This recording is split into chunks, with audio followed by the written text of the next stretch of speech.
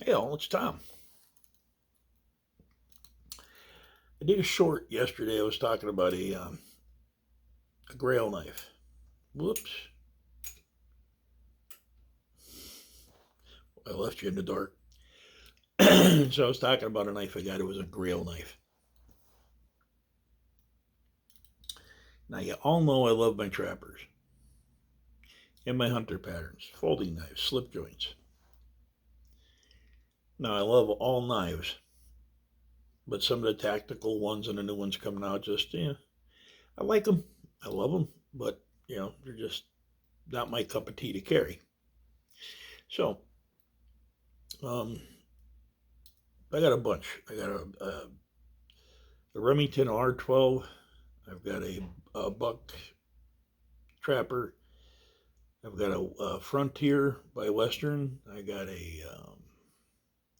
got a case. It's a uh, red bone trapper. I heard it's a kind of a rare one from back in the early 2000s.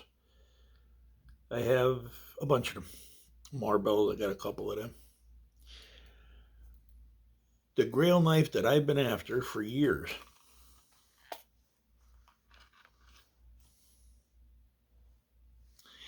is a case trapper Stag.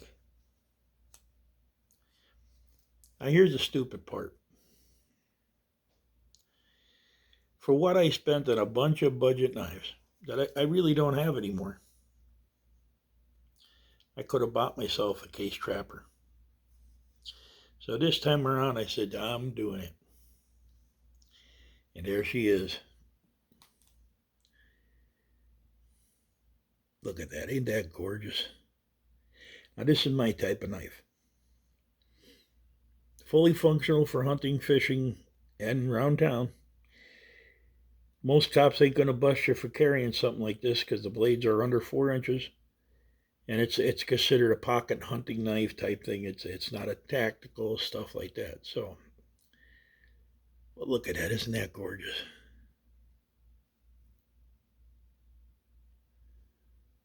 This is from 2004. And it's like brand new. It still has a factory edge on. I don't think the guy has ever used it. I took it out of the box and I put it in my little case trapper, which you've seen this sheath before. But man, I'm telling you, made in USA case right here in Bradford, Pennsylvania. This is a one dot. Is it or is it a double X? No, it's single X. Might even be carbon blades because a little discolored right there where the serial numbers are.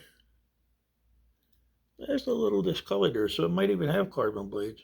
Doesn't say true sharp or anything on them. But yeah, that's my Grail knife right there.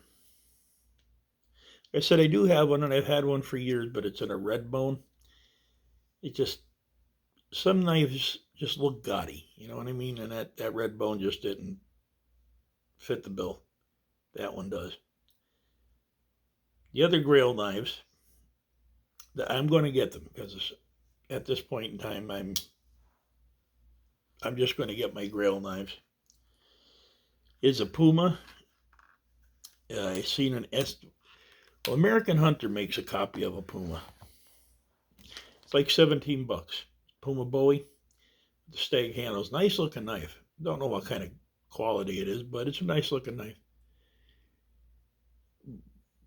Puma now makes an SGB series, which is a solid in Germany blade. And then they're assembled here in the United States. So they're a little bit cheaper than, most Pumas. But the set I'm looking at is a piggyback. It's got a Puma lock, a lock back and front like a Buck 110 looking type thing, and then it's got the 6-inch Bowie. So that's one Grail knife. Second Grail knife is a PAL 36. I have my dad's, and it's a Remington Model 4 Hunter from back in the 20s. And I had a PAL 36, and that got stolen with a bunch of knives that I trusted somebody with. So that, my Chaturaga's 250 got stolen, and a bunch of other knives. But anyway, so it's the Puma, the Pal. When I was a kid, my brother bought me a Stag handled knife, my fur hunting knife. So I was 14 or 15 years old. But I was really into the K-bar at that time, you know. And unfortunately, I don't know where the knife ever went. It was a an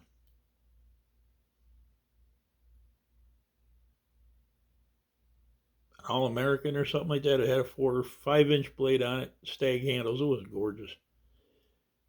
Now I know that.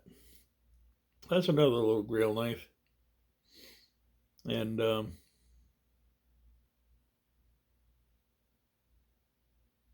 you know, most of the tactical stuff I had, you know, I had a Wilderness Explorer, a Knife Life Commando. I had, oh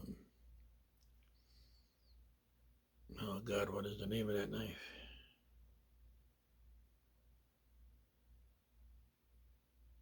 I had oh yeah, and a Parker IMA 633. It was an 8 inch blade, like a Rambo knife.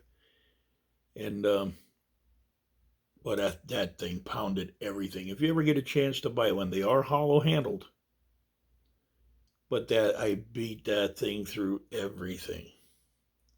The trees, you know, like that big around, chopping them down for shelters and hunting and fishing and you name it. That knife was with me for like 7 years straight. Never left my belt. And then one day I snapped it batoning, and that's why I don't baton anymore. So, you know, there's a couple of Grail knives I'd like to replace. Some tactical ones.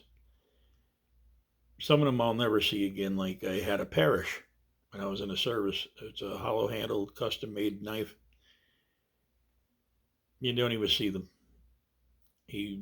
Bob Parrish stopped making knives in the 90s, and that was it.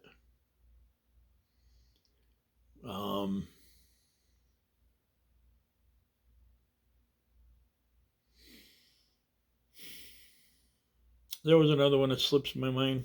You know, time and age takes over. So I'm gonna get some Grail knives, and you know, I got to admit, I got a lot of custom knives here, and I just got a new one, which we'll be looking at this week. So, hey, this is Tom.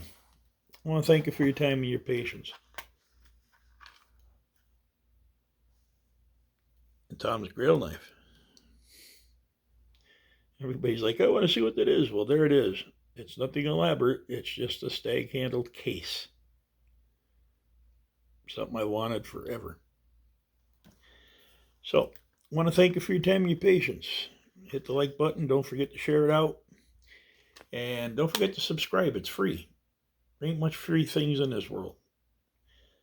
So we will see you guys on the next one.